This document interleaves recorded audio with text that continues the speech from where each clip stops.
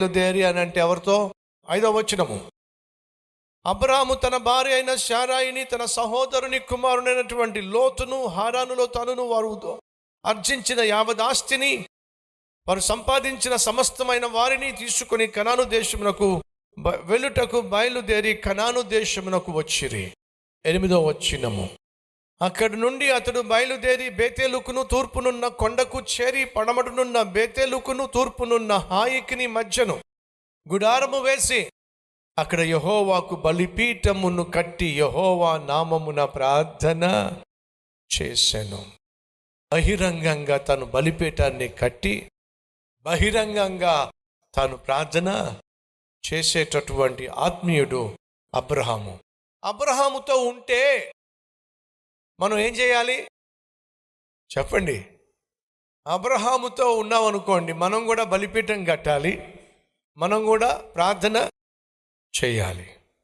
ఎక్కడైతే 2 లేక 3 నా నామములో కూడుకుంటారో అక్కడ దేవుడు ఉంటానని మాటిచ్చాడు. ఎక్కడైతే 2 లేక 3 కలిసి దేవుణ్ణి ఆరాధిస్తూ ఉంటే అక్కడ ఏం జరుగుతుంది? ఆరాధన జరుగుతుంది. ప్రార్థిస్తూ ఉంటే ప్రార్థన జరుగుతుంది.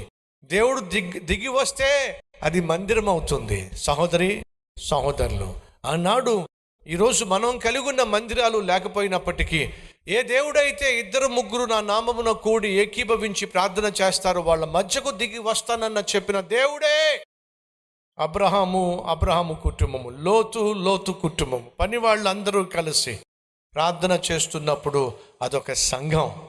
ఏమిటది? అదొక సంఘం. ఆత్మీయతను కాపాడేటటువంటి కుటుంబం. సంఘము అని అంటే 4 కలిసే చోటుని సంఘం అంటారు.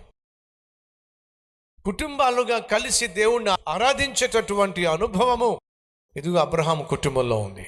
ఇప్పుడు లోతు వేరుగా వెళ్ళిపోవడానికి ప్రయత్నం చేస్తున్నప్పుడు దేని నుంచి వేరుగా వెళ్తున్నాడు చెప్పండి? ఏంటి చెప్పాలి? సంఘం నుంచి వేరవుతున్నాడు.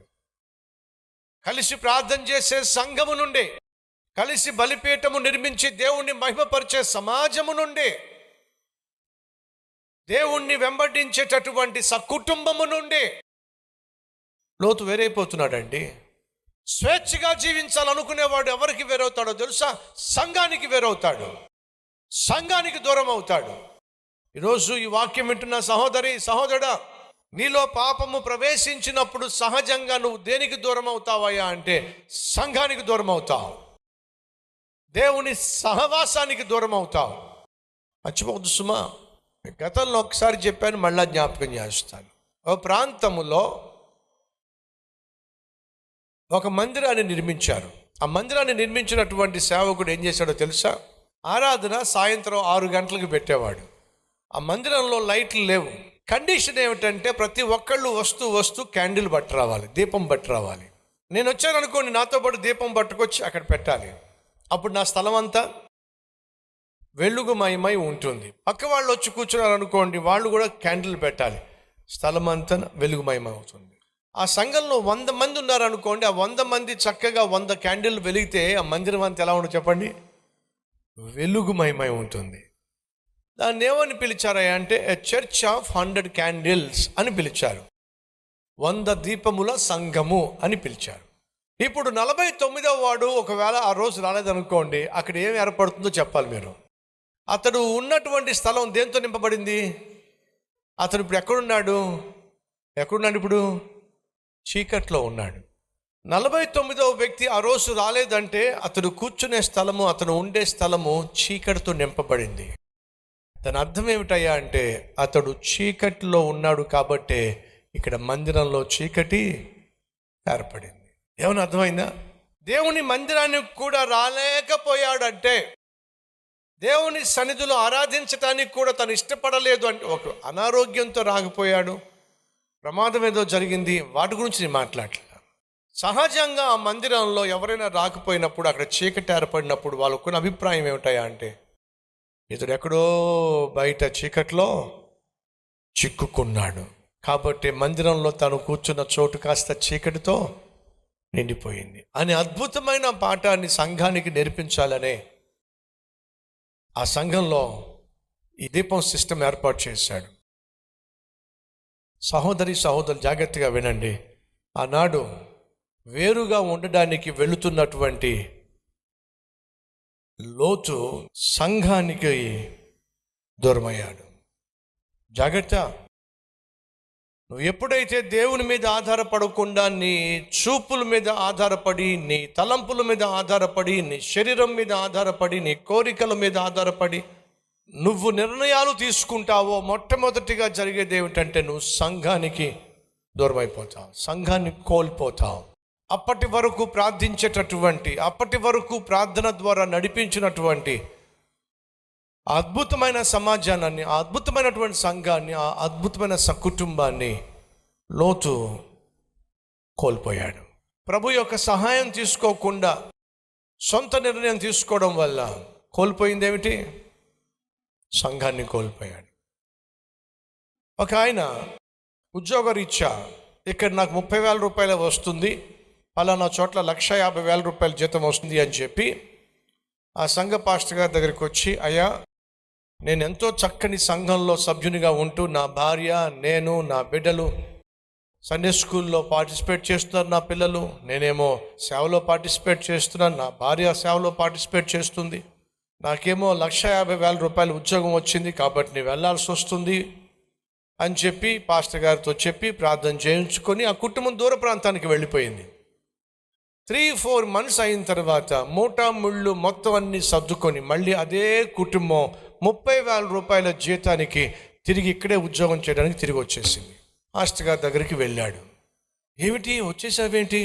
వచ్చేసావేమిటి కాదు పాస్టర్ గారు, వచ్చేసాము, నా భార్య, నేను, నా పిల్లలము వచ్చేసాం. ఏమైంది? నాకొచ్చే 1,50,000 రూపాయల కంటే నేను కలిగి ఉన్న ఈ అద్భుతమైన సంఘము, ఈ సంఘంలో ఉన్న వాక్యము నాకు అక్కడ కరువైంది. కాబట్టి నా పిల్లలు సండే స్కూల్కి వెళ్ళడం మానేశారు. సండే స్కూల్కి వెళుతున్నారు, ఏం అర్థం కావట్లేదు వాళ్ళకి. నేను నా భార్య సేవలో పాలు పంచుకున్నాం, కానీ అక్కడ ఆ సేవలో పాలు పంచుకునే అవకాశం లేదు, సేవలో పాలు పంచుకోవాల్సిన అవసరము లేదు. ఆ ప్రాంతానికి వెళ్ళాం కానీ మాకు కావలసిన సంఘం దొరకలే. ఆర్థికంగా బలపడుతున్నాం కానీ ఆత్మీయంగా మేము దేవునికి, సంఘానికి దూరం అయిపోయాం. అప్పటి నుంచి మా కుటుంబంలో శాంతి లేకుండా అయిపోయింది, సమాధానం లేకుండా అయిపోయింది. ఎంతో ప్రశాంతంగా, ఎంతో ప్రేమగా ఉన్న కుటుంబం కాస్త ఈరోజు అతలాకుతలం అయిపోవడం ప్రారంభించింది. అర్థమైపోయింది, మేము సంపదకు దగ్గరయ్యాం, సంఘానికి దూరం అయ్యాం. కాబట్టి నిర్ణయం తీసుకున్నాం, మాకొచ్చే సంపద కంటే జీవము కలిగినటువంటి సంఘమే మాకు ముఖ్యము అని అర్థం చేసుకున్నాం. పాస్టర్ గారు వదిలేసాం, వచ్చే సంపదను వదిలేసి మా ఆత్మీయ జీవితాన్ని సజీవంగా కాపాడే సంఘానికి వచ్చేసాం పాస్టర్ గారు. ఈరోజు సహోదరులు వినండి, సైతాను కొన్నిసార్లు నిన్ను బోల్తా కొట్టించటానికి, ఆత్మీయంగా నిన్ను అడుగంటింప చేయడానికి మంచి ఉద్యోగం ఇవ్వచ్చు, మంచి రాబడి ఇవ్వచ్చు, మంచి సంపాదన ఇవ్వచ్చు. జాగ్రత్త. నువ్వు తీసుకునే తీర్మానాలు పరిశుద్ధాత్మ దేవుని యొక్క సహాయం మీద ఆధారపడకుండా పరిస్థితుల మీద ఆధారపడినట్లయితే ప్రమాదం సుమా. సంఘాన్ని కోల్పోయాడు. 2:19-17 ఆ దూతలు వారిని వెలుపలకు తీసుకుని వచ్చిన తరువాత ఆయన, నీ ప్రాణమును దక్కించుకున్నట్లు పారిపోమో, నీ వెనుక చూడకము, ఈ మైదానంలో ఎక్కడను నిలువక నీవు నశించిపోకుండా ఆ పర్వతమునకు పారిపోమ్మని చెప్పగా లోతు, ప్రభువా అలా కాదు, ఇదిగో నీ కటాక్షము నీ దాసుని మీద వచ్చినది, నా ప్రాణము రక్షించుట వలన నీవు నా ఎడల కనుపరిచిన నీ కృపను గణపరిచితివి. నేను ఆ పర్వతమునకు తప్పించుకొని పోలేను, ఈ కీడు నాకు సంభవించి చచ్చిపోదునేమో. ఇదిగో పారిపోవుటకు ఈ ఊరు సమీపములో ఉన్నది, అది చిన్నది, నన్నక్కడికి తప్పించుకొని పోనిమ్మో. అది చిన్నది కదా, నేను బ్రతుకుదునని చెప్పినప్పుడు ఆయన, ఇదిగో నీవు చెప్పిన ఈ ఊరు నాశనమును చేయను, ఈ విషయంలో నీ మనవిని అంగీకరించి నీవు త్వరపడి తప్పించుకొని వెళ్ళు. 26వ వచనం. అయితే లోతు భార్య అతని వెనుక నుండి తిరిగి చూచి ఉప్పు స్తంభము ఆయను పోయెను, సాటి అయిన సహాయము పోయింది. సంఘం పోయింది, ఇప్పుడు సాటి అయిన సహాయం కూడా పోయింది. తాను తీసుకుంటున్న నిర్ణయములో దేవునికి స్థానము ఉన్నదా అని ఒక్క ఆలోచన చేసినట్లయితే లోతు జీవితం చాలా బాగుండేది. మన జీవితంలో ప్రతిరోజు నిర్ణయాలు తీసుకోవాలి. కానీ నువ్వు తీసుకునే నిర్ణయాల్లో దేవునికి చోటు ఇవ్వు, దేవునికి స్థానం ఇవ్వు, దేవుడు చెప్పిన చోటుకి వెళ్ళే ప్రయత్నం చేయి. 13వ అధ్యాయము 14వ వచనము. లోతు అబ్రామును విడిచిపోయిన తరువాత యెహోవా, ఇదిగో నీ కన్నులెత్తి నీవు ఉన్న చోట నుండి ఉత్తరపు తట్టు, దక్షిణపు తట్టు, తూర్పు తట్టు, పడమర తట్టును చూడుము. ఎందుకనగా నీవు చూచుచున్న ఈ దేశమంతటిని నీకును నీ సంతానమునకును సదాకాలము ఇస్తా. మరి అబ్రహాము ఎవరి డైరెక్షన్ నడుస్తున్నాడు చెప్పండి? దేవుని డైరెక్షన్. లోతు ఎవరి డైరెక్షన్ నడుస్తున్నాడు? సొంత డైరెక్షన్లో. ఎక్కడికి వెళ్ళాడు? నాశనము కాబోతున్న సొదొమ గొమొర్రాకి వెళ్ళాడు. మొదటిగా సంఘాన్ని కోల్పోయాడు, రెండవదిగా సతిని కోల్పోయాడు. సతి అంటే భార్య, పతి అంటే భర్త. సతిని కోల్పోయాడు. 26వ వచనం. అయితే లోతు భార్య అతని వెనుక నుండి తిరిగి చూచి ఉప్పు స్తంభము ఆయను. 30వ వచనం చదువుతున్నాను. లోతు సోయరులో నివసించుటకు భయపడి తన 2 కుమార్తెలతో కూడా సోయరు నుండి పోయి ఆ పర్వతమందు నివసించెను. అతడును అతని 2 కుమార్తెలను ఒక గుహలో నివసించిరి. ఎక్కడ నివసించారు చెప్పండి?